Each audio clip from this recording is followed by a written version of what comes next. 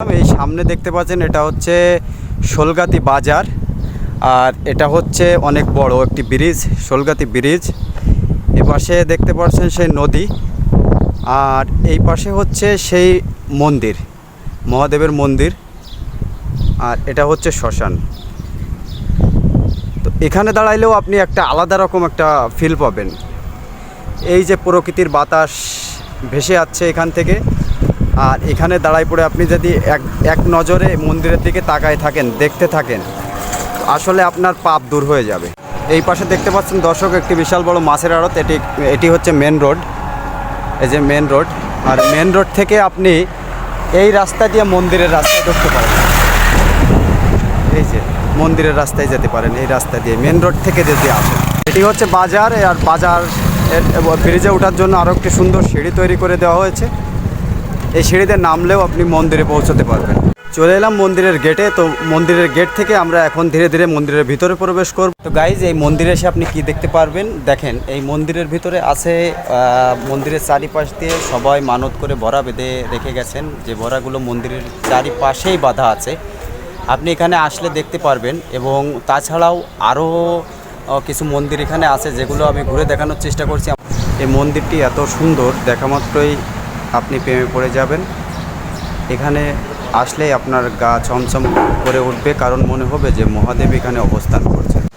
তীর্থস্থানের ভিতরে ঘুরে দেখার আমার দেখা অন্যতম একটি মন্দিরে আমি আজ আপনাদের নিয়ে এসেছি। এটা হচ্ছে শোলগাতি শ্মশান। তো এই শ্মশানের ভিতরে মহাদেবের এই মন্দিরটি আপনাদেরকে ঘুরে দেখতে পাচ্ছেন। এই মন্দিরের পুজো দেওয়ার জন্য চলছে পরিষ্কার পরিচ্ছন্ন কাজ। এখানে দুবার পুজো দেওয়া হয়, সকালে এবং সন্ধ্যায়। মন্দিরের এক পাশে রয়েছে শিবলিঙ্গ। আপনাদেরকে যদি একটু দেখানোর চেষ্টা করি, এখানে অনেক বড় একটি শিবলিঙ্গ আপনাদের দেখানোর চেষ্টা করছি। এই মন্দিরের ভিতরে দেখতে পাবেন হাজার হাজার পিপিলিক। এই মন্দিরটির ভিতরে দেখতে পাচ্ছেন অনেকগুলো বিগ্রহ আছে। এর ভিতরে মহাদেবের একটি বড় বিগ্রহ রাখা হয়েছে, এবং সাথে সাথে ভিতরেও অনেকগুলো বিগ্রহ এখানে রাখা হয়েছে। হর হর মহাদেব। আপনাদের বিগ্রহটি কেমন লাগছে অবশ্যই কমেন্ট করে একটু জানাবেন। তো আমরা অনেক দূর থেকে আপনাদের নিয়ে এসেছি শোলগাতি শ্মশানে। শোলগাতি শ্মশানে আমি অনেক আগে থেকে আসার একটা চিন্তাভাবনা করছি, কিন্তু আসতে পারিনি। হঠাৎ করেই চলে আসলাম, এবং সেই সাথে সাথে এই শ্মশানটি সম্পর্কে আপনাদের ভিতরে কিছু তথ্য শেয়ার করার জন্য শ্মশানে চলে আসলাম।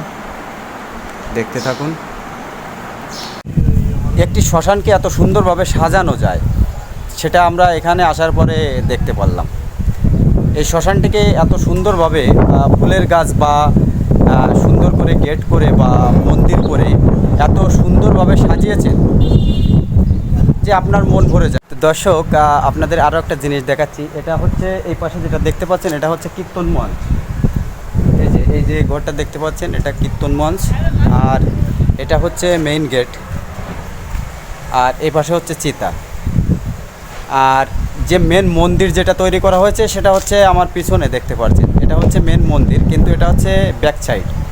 তো আমরা সামনের সাইড থেকে আপনাদেরকে আবারও দেখানোর চেষ্টা করছি। আর এই পাশে যদি দেখেন, অনেক বড় একটি ব্রিজ আছে। একেবারে ব্রিজের পাশেই এই মন্দিরটি অবস্থিত, মানে এক কথায় একটা মেন রোডের পাশেই। আপনাদেরকে বেশি ঘুরতে হবে না, আপনাদেরকে সঠিক লোকেশন আমি দিয়ে দিচ্ছি, আপনারা সেইভাবে এখানে ঘুরতে চলে আসতে পারবেন। এটা হচ্ছে শেষ ঠিকানা। হ্যাঁ, আসলে এটা শেষ ঠিকানা। প্রত্যেকটা মানুষের জন্ম নেওয়ার যেমন নির্দিষ্ট জায়গা আছে, তেমন এই ধরাধাম থেকে চলে যাওয়ারও নির্দিষ্ট জায়গা আছে। আপনার দেহ এখানেই বিলিয়ে দেওয়া হবে, মাটিতে মিশিয়ে দেওয়া হবে। এটাই হচ্ছে সেই শেষ ঠিকানা। আর আমরা আজ যেখানে আছি, এটা হচ্ছে শোলগাতি মহাশ্মশান। এই শোলগাতি মহাশ্মশানটি অনেক নাম করা, এবং এখানে এই মন্দিরটি সম্পূর্ণ নতুন করে সংস্কার করে খুব সুন্দর করে তৈরি করা হয়েছে, যেটা আমি আপনাদেরকে ঘুরে দেখানোর চেষ্টা করছি। এবং সেই সাথে সাথে আমি চেষ্টা করব আপনার এই চারিপাশটা কি পরিবেশে আছে এবং কেমন পরিবেশ এটা দেখানোর জন্য। শেষ ঠিকানার শেষ ভূমিটুকানি এই, যে ভূমিতে আপনার দেহ একেবারে মিশে যাবে মাটির সাথে।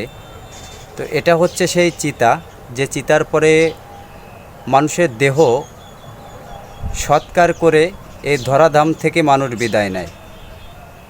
এখানে চিতা সাজানো হয়, এখানে মানুষকে শেষ বিদায় জানানো হয়, তেমনই একটি জায়গা।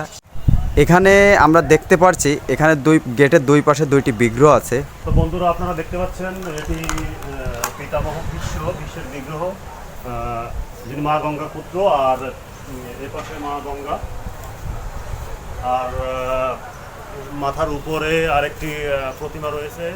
খুব সম্ভবত আমরা এই প্রতিমাটির নাম এই মুহূর্তে বলতে পারছি না। এই শ্মশানের পরিবেশটা কত সুন্দর। এখানে আলাদা আলাদাভাবে দুইটি টয়লেটও তৈরি করা হয়েছে। আমরা তো শুনেছি যে ছোট বাচ্চাদের আর কি ওই যে অন্নপ্রাশন দেওয়া হয় মন্দিরে। ছোট ছোট বাচ্চাকে যায়। ওইটা কি বারে আসে লোকজন? তাহলে বাচ্চা দেওয়া ওটা কী বারে? প্রত্যেক দিন সপ্তাহে সপ্তাহে তো নয় না? মুশিয়াতে কি ছেলে 96 এলাকা 96 কি করে বলবো, সুন্দরী মুশিয়াটি আপনার বাড়িতে এই জায়গা।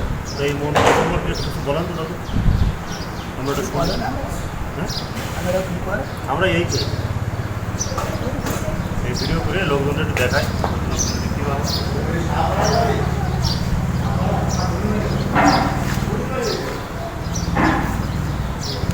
নদীপথে যদি কেউ আসে তার জন্য সুন্দর একটি সিঁড়ির ব্যবস্থা করা হয়েছে। দেখেন এই পাশটি নদীপথ দিয়েও আসতে পারবে। আর এখান থেকে এই নদীকে সাধারণত গঙ্গা হিসেবে ধরা হয়, যেখানে আমাদের পিণ্ডদান করা হয়।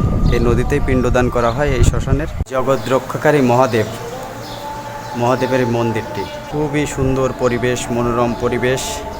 এবং আমরা যখন এসেছি এখন প্রচুর রৌদ্রুর কারণে এখানে কেউ নেই। তবে এখান থেকে জানতে পারলাম অনেক বাচ্চাদেরকে এখানে আনা হয়। অত্র এলাকার সব বাচ্চাদেরকে প্রথম গালেবাদ দেওয়া হয় এই মন্দিরে। এখানে এক দাদু এই মন্দিরেই থাকেন, পাশে বাড়ি। তিনি কি একটা করছে আসলে আমি বুঝতে পারছি না। ওখান থেকে মাটি তুলছেন, মাটি তুলে কী করছেন আসলে আমি বুঝতে পারছি না। আর ওই পাশ থেকে দেখেন এক ভাই দাঁড়ায় আছে জাল নিয়ে, উনি হচ্ছে মাছ শিকার করছেন নদী থেকে। এই মন্দিরের কাজ এখনও পরিপূর্ণভাবে শেষ হয়নি, কাজ রানিং আছে, কিন্তু এখনই যতটা সুন্দর দেখাচ্ছে। আর এই মন্দিরের কাজ পরিপূর্ণভাবে শেষ হলে আশা করি আরও অনেক সুন্দর লাগবে। এটি সেই সিঁড়ি, এটি মেইন মন্দির, আর এটি হচ্ছে সেই গেট। আর এই পাশে দেখতে পাচ্ছেন চিতা, আর এই পাশে সেই বিলটা দেখেন কত বড় বিল। এখান থেকে এই সীমানা থেকে ওই মাথা পর্যন্ত দেখা যাচ্ছে। তো দর্শক, আমরা এখন বিদায় নেব। তো বিদায় বেলায় একটি কথা বলতে চাই, আপনাদের যদি এই মন্দিরটি ভালো লাগে অবশ্যই কমেন্টে জানাবেন। এবং এরকম আরও যদি মন্দির বা অন্যান্য ধর্মীয় প্রতিষ্ঠান সহ আমাদের অত্র এলাকার টুরিস্ট পয়েন্ট বা অন্যান্য যে জায়গাগুলো যদি আপনারা দেখতে চান, তো আমাদের সাথে অবশ্যই থাকতে হবে। কারণ আপনাদেরকে নিয়ে আমি এক এক করে আমাদের যশোর জেলা, কেশবপুর সহ অন্যান্য বাংলাদেশের বিভিন্ন প্রান্তের সুন্দর সুন্দর ভিডিও আপনাদেরকে আপলোড করব। তো একটু সাপোর্ট করবেন। যেহেতু আমরা একেবারেই নতুন, সেহেতু আপনাদের সাপোর্ট ছাড়া আমরা এই ভিডিও বা আপনাদেরকে মন্দির ঘোরানো আমাদের সম্ভব হবে না। আপনার সাপোর্ট করলেই আমরা পারব এই মন্দিরটি ঘুরে দেখানোর জন্য বা অন্যান্য মন্দির ঘুরে দেখানোর জন্য। আমাদের সাথে থাকবেন, ভালো থাকুন, সুস্থ থাকুন, সকলের জন্য শুভকামনা।